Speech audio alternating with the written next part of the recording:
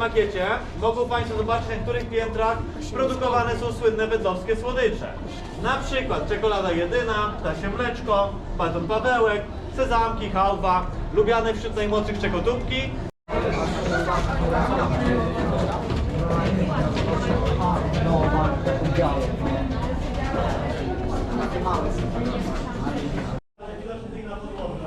Na każdym z worków znajdziemy różne oznaczenia. Część z nich to oznaczenia stricte towarowe, ale niektóre też możemy się odnosić do historii. Niektórych z naszej grupy mogą też zainteresować tkaniny widoczne na ścianach. To są tkaniny nazywane kenty, pochodzą stricte z rany, bardzo zgadzają struktury płótna. Nie rozrywamy, bo do środka nasypuje się ziarno i nie ma w nim pleśni, tam płyną dużej mocy. To znaczy, maszyny się zmieniły, tak, są bardzo nowoczesne, ale...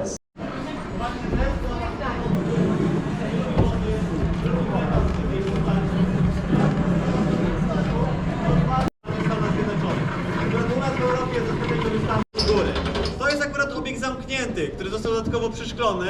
W środku znajduje się prawdziwa czekolada, na swoją manufakturę na ulicy Szpitalnej. W przepięknej kamienicy, która została zrekonstruowana po II wojnie światowej.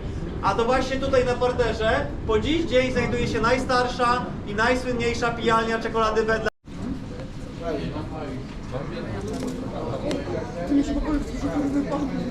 Moi drodzy, wasza klasa jest klasą licealną, czy ósmą podstawówki, okej, bo wyglądacie tak licealnie, które często budują z czekolady, rzeźbią w niej, tworzą różne ciekawe kształty, nie zawsze po to, by na koniec zjeść to, co się stworzyło. Tak? Zanim przyjdzie...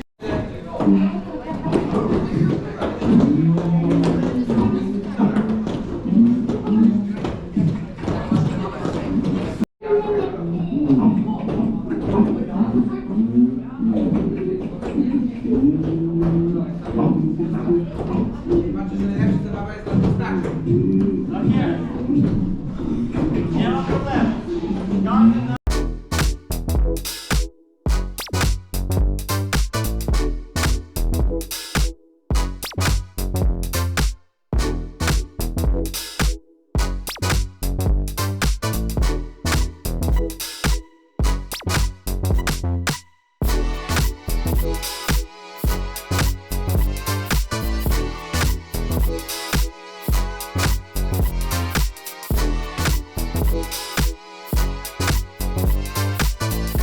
Mam opowiedzieć.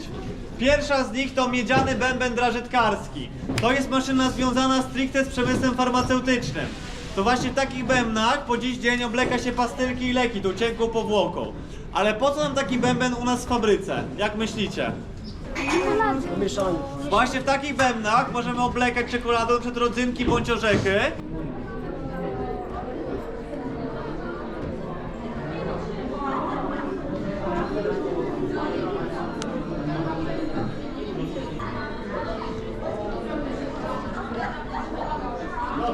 Została wykonana z ponad 300 kg prawdziwej czekolady, powstawała przez pół roku i pracowało na nią 25 osób. A jeżeli ktoś się wzrostowo czuje na siłach, to można też odnaleźć takie tunele pod makietą, które prowadzą do tych kopów.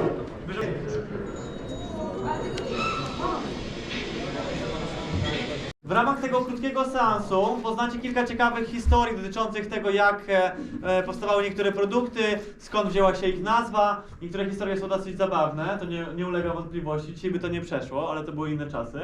Natomiast też zobaczycie fragmenty z takich ciekawych miejsc.